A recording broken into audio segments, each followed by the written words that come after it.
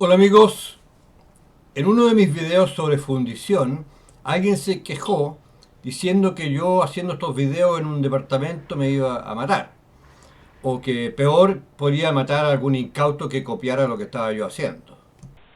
La verdad es que no voy a renunciar a hacer un video sobre cómo hacer ensaladas simplemente porque alguien se podría cortar con un cuchillo. ¡Ay! Confío en que las personas tienen un instinto de supervivencia que lo hace ser cuidadosos en lo que hacen y averigüen primero cómo se hace. Yo no puedo explicar esto en cada video, especialmente porque no es exactamente blanco o negro.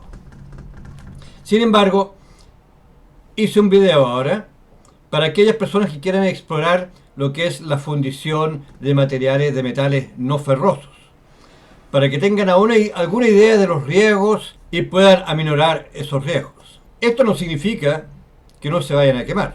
Los accidentes pasan. Bueno, espero que puedan perdonarme, pero este video va a ser extraordinariamente largo, porque no existe ningún video o artículo en internet que entregue información tan completa para un mini o pequeño taller de fundición. En la descripción voy a poner un índice para que puedan encontrar los temas específicos dentro de este video. Ya, entonces, para empezar, hay que decir que la gran mayoría de la información y estudios sobre riesgos en fundición están enfocados en las fundiciones medianas y grandes. Incluso las pequeñas fundiciones artesanales manejan volúmenes mucho mayores que la que se manejan en una pequeña fundición artística o una fundición de un taller de joyería, donde la tarea de fundición propiamente tal es más bien algo esporádico u ocasional. Estos talleres caen dentro de lo que se conoce como microgeneradores de contaminantes, y la mayoría de los antecedentes sobre las grandes fundiciones no son aplicables a estas. Los estudios específicos sobre microgeneradores son escasos, y en general me atrevería a decir que su importancia y sus efectos son desestimados, tal como ocurre con una mini fundición dentro del patio de una casa, siempre y cuando no se manipulen materiales peligrosos como el plomo, ácidos, materiales explosivos y corrosivos. En el mundo existen miles, tal vez millones de pequeños talleres de fundición artística o de joyería en materiales no ferrosos. La existencia de riesgos en la fundición no debe ser motivo para limitar o coaccionar este tipo de actividades, sino que más bien establecer las reglas de buenas prácticas para que se puedan realizar de manera segura. Es responsabilidad del Estado establecer la estructura y organización que permita que estas actividades se realicen con la mayor seguridad personal y medioambiental. En este video voy a describir los principales riesgos que debemos enfrentar en la fundición a la cera perdida y con moldes permanentes de acero y usando gas butano. La fundición con otros métodos como la arena verde, los hornos de petróleo, de carbón, tienen otros riesgos distintos y eso no los voy a tocar en este video. Partamos por las reglas generales. En toda actividad productiva donde hay riesgo a la salud y al medio ambiente, debemos considerar los siguientes elementos. Siempre tener a mano y de fácil acceso un extinguidor apropiado y otros elementos para combatir el fuego, como son, por ejemplo, un paño húmedo para cubrir un área que está en llamas, la tapa de una olla y un balde vacío de metal.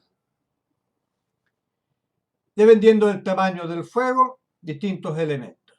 Un balde de arena seca, un balde con agua y aprender a cómo usarlos y cuándo usarlos correctamente. Siempre usar equipo de protección personal apropiado según la tarea. Una mascarilla N95 para respiración o del otro tipo que no usa filtros, sino que son simplemente tapabocas. En último caso, uno hecho en casa, pero con 5 capas para asegurar una buena protección del polvo en el aire. Zapatos de seguridad, y si no tienen zapatos de seguridad, por lo menos unas polainas para cubrir los zapatos y protegerlos. guantes de cuero gruesos para las partes más calientes y más finos cuando requieren mejor manipulación. Un delantal de cuero para cubrir la ropa y proteger la ropa del fuego. Protección facial para los ojos o mejor aún para el rostro completo. ¿Cómo? Ah, sí. También pantalones largos, porque si no se van a quemar. Mangas no recogidas para cubrir los brazos y con camisa y pantalones gruesos para evitar que cualquier salpicadura atraviese y llegue a la piel. Siempre tener a mano elementos para primer auxilio, especialmente aquellos para atender quemaduras leves. Asegurar una buena ventilación del ambiente y corrientes de aire que hagan bajar las temperaturas. Y si pueden armar una chimenea con un cañón encima de la fundidora para extraer esos gases, mucho mejor. Veamos ahora cuáles son los tipos de riesgos que podemos sufrir en una microfundición como esta. Al trabajar con cera podemos sufrir quemaduras. Podemos inhalar los gases de combustión de la cera. También la cera se puede inflamar y producir un incendio. Sin embargo, estos riesgos son considerados de baja peligrosidad o leve. Generalmente la cera se funde baño María, pero si la llama llega a tocar restos de cera en los implementos, se van a inflamar.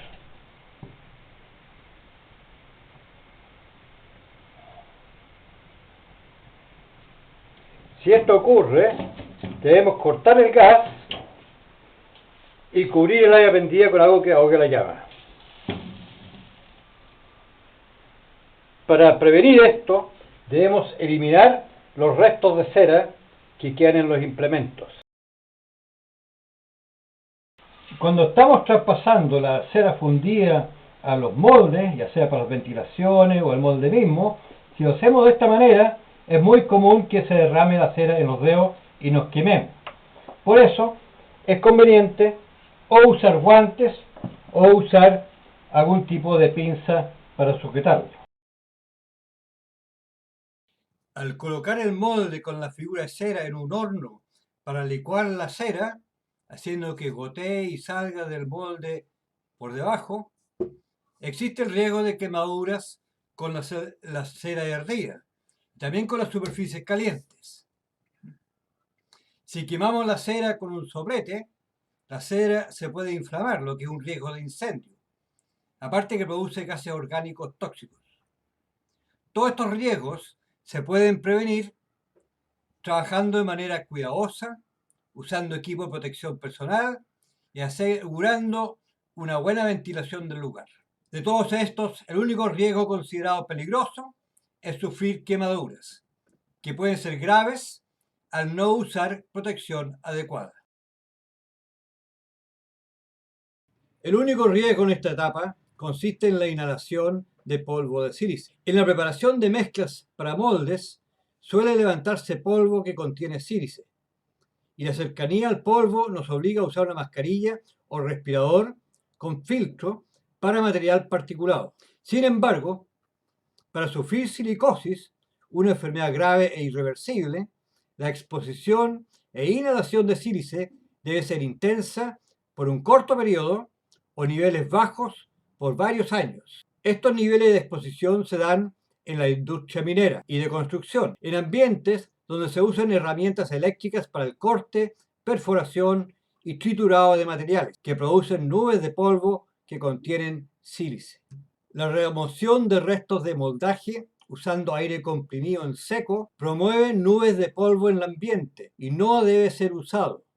Debemos usar chorros o camas de agua. Por este motivo, no se recomienda la trituración de moldes usados para usar ese material en moldes nuevos, si es que no se dispone de infraestructura adecuada para evitar la formación de nubes de sílice. Durante el proceso de fundición se pueden producir explosiones y salpicaduras de materiales a varios metros de distancia, en los siguientes casos: la presencia de agua o materias extrañas al interior de objetos al ser colocados en contacto con el metal fundido. Al entrar en contacto el metal fundido con materiales orgánicos, por ejemplo, madera húmeda. Hay productos que, además, al entrar en contacto con altas temperaturas, se vuelven explosivas, como el polvo de aluminio. Podemos evitar estos problemas haciendo una buena selección y limpieza de los materiales, los metales que introducimos dentro de la fundidora cuando el metal ya está fundido. Al sacar el crisol de la fundidora y verter el metal dentro del molde, es muy común que ocurran derrames y salpicaduras del metal fundido. Si este material cae sobre elementos combustibles, como incluso la ropa, puede iniciar un incendio. Puede dañar superficies que no son combustibles, como la ropa, calzado, las cerámicas, y puede causar quemaduras graves en las personas, atravesando la ropa y el calzado. El quiebre de un crisol puede derramar metal fundido sobre elementos combustibles e iniciar un incendio. Este es un evento probable cuando no conocemos la vida útil del crisol y no evaluamos su estado antes de iniciar una fundición. No debemos dejar restos de una colada dentro del crisol, ya que puede esconder una falla u orificio que no veremos hasta fundir esos restos de metal. Para evitar estas situaciones, debemos establecer de antemano y respetar los trayectos que vamos a realizar con el crisol hasta el molde. El trayecto que va desde la fundidora hasta el descanso, donde colocamos el crisol en la herramienta de traslado, y luego desde este punto hasta el molde donde vamos a verter el material fundido. En estas zonas debemos crear una especie de piscinas para poder contener cualquier derrame que se pudiera ocurrir, ya sea porque se rompe el crisol o se nos cae, qué sé yo. Hacemos una piscina en este sector, que es sector 6, complicado. El trayecto mismo deberíamos tener también encajonado para que contener derrames, y la parte del molde donde también ocurre derrames habitualmente. También es necesario mantener toda el área libre de cualquier material combustible, papeles, cartones, madera, etc. Y también libre de cualquier cosa, material que pudiera reaccionar con el material fundido, como es agua o cosas húmedas. Es importante el mango que sea bastante largo y mantener la mano lo más alejado posible del crisol, y obviamente con un buen mecanismo, herramienta de protección de las manos, ambas manos bien protegidas del calor. Cuando nos olvidamos que una herramienta está caliente, esa es la forma más común de quemarse en este tipo de trabajo. Y para evitar eso, lo mejor es siempre tener un orden específico y mantener ese orden y no romperlo nunca, ¿ya? Siempre las herramientas en el mismo lugar y en la misma posición, la parte caliente hacia el interior, ¿ya? Y en su lugar específico. Nosotros sacamos el crisol con la pinza, ponemos ahí y lo dejamos puesto siempre en el mismo lugar. La barra para remover el metal cuando está dentro de la fundidora, también lo ponemos en esa posición. Las cucharas para sacar la escoria que hemos juntado, también. Tener un lugar donde dejar la escoria, un espacio específico para que no se mezcle con el resto. Todo eso son detalles importantes para el orden de trabajo en este lugar. En toda fundición, la combustión genera calor y gases. El gas más habitual es el monóxido de carbono, que es inodoro, tóxico y mortal. Pero también se pueden producir humos que contienen material particulado, óxidos de los metales y restos de auxiliares de fundición como bórax, sal común, calcio, carbonato, etc. El material particulado que se emite por la chimenea de la fundidora, y especialmente al abrir la tapa, supera los valores recomendados para un ambiente laboral. Por eso debemos usar equipo de protección respiratoria durante la fundición. El ambiente donde hacemos una fundición puede aumentar su temperatura mucho si no tenemos una ventilación adecuada. Esa temperatura hace deshidratarnos y puede causar un estrés térmico grave si no bajamos la temperatura a un nivel tolerable. E incluso puede ser fatal si no lo tomamos en serio. Tanto el calor como la emisión de gases y partículas se minimiza con una ventilación que asegure la renovación frecuente del aire mediante corrientes de aire. Si por error introducimos una pieza de chatarra al crisol que contiene restos de gomas, plásticos, pintura, barnices, grasas y otros, se pueden generar humos tóxicos para las personas y el ambiente. Para evitar este problema se debe revisar y limpiar la chatarra que se introduce al crisol. Hay que desarmar las piezas, quitarle esas partes contaminantes y luego introducirla al crisol. La intensidad de luz proveniente del metal fundido y radiación infrarroja puede producir lesiones oculares y quemaduras a la piel. Sin embargo, en una fundición a microescala, donde la fuente de luz y calor es muy pequeña, este es un problema muy marginal. El lijado, limado, esmerilado de metales produce polvos. El polvo de aluminio puede producir daño a la salud, por lo tanto debe ser manejado con protección respiratoria. En contacto con el agua, el polvo de aluminio puede producir hidrógeno, que es muy explosivo. También bajo ciertas condiciones, el polvo de aluminio puede inflamarse por sí solo. Para que el polvo de aluminio se inflame, debe elevarse como una nube en una concentración sobre los 40 gramos metros cúbicos, lo que es equivalente a una capa de unos pocos milímetros en todo el suelo. Una nube de polvo con esta concentración hace difícil ver una ampolleta de 25 watts a 2 metros de distancia. Además, esto debe ocurrir en presencia de una fuente de ignición, la llama de una vela, chispa de soldadura o un cortocircuito. Para que esa inflamación se vuelva explosiva, el polvo debe estar seco y debe ocurrir en un espacio confinado.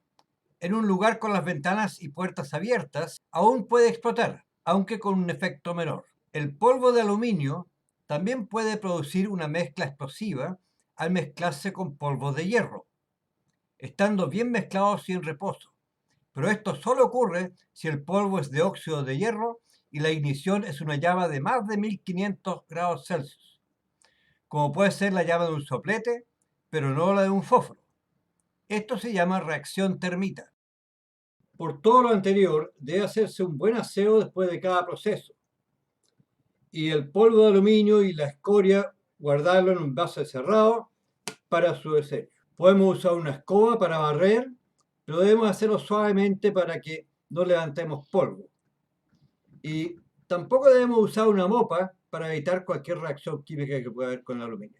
Tampoco debemos usar una aspiradora porque podríamos estar acumulando polvo en una bolsa, un espacio confinado, rodeada por chispas de motor. También hay una serie de recomendaciones que, aunque sean de perogrullo, hay que mencionarlos. No comer, beber, fumar o hacer cualquier cosa que distraiga del foco de la tarea. Mantener todo ordenado de tal forma que uno sepa dónde está cada cosa, aunque tuviera los ojos cerrados. Nunca dejar un soplete o fuego desatendido. Conocer los límites de las herramientas y respetar eso. Lo último, pero no menos importante, es nuestra responsabilidad con el medio ambiente y con nuestros vecinos. Los posibles residuos sólidos que se producen en una pequeña o micro fundición como esta son los siguientes: trozos de ladrillo refractario, restos de chatarra, escoria y virutas de metales, restos de moldes de yeso refractario y sílice, agua de lavado de los moldes cuando estamos desarmando y también material particulado que sale en los humos. En general se considera que, con excepción del aluminio, la escoria de materiales no ferrosos y los residuos de materiales refractarios son inocuos. Y dado los bajos volúmenes producidos por los microgeneradores, su disposición en vertederos no es de gran importancia, aunque por su condición de reciclables sería preferible reciclarlos. Los residuos que contienen sílice, los restos de moldes, también pueden ser reciclados en la industria. Pero dado los bajos volúmenes, se recomienda que los microgeneradores se asocien en el acopio y disposición fuera de los vertederos. De cualquier forma, se recomienda su acopio en contenedores para ser entregados a las empresas recicladoras. La escoria de aluminio no debe ser depositada en vertederos, donde uno deja los desechos residenciales, ya que es un residuo peligroso, pudiendo generar gases tóxicos en contacto con el agua y contaminando los acuíferos. Los microgeneradores deben acopiar estos materiales y entregarlos a las empresas recicladoras. En la descripción dejo algunos vínculos que ustedes pueden visitar si quieren tener más información sobre este tema. Bien, eso sería todo por ahora. Espero que les haya gustado el video. Y si fue así, por favor, acuérdense de darle un me gusta, compártanlo, suscríbanse, dejen sus comentarios.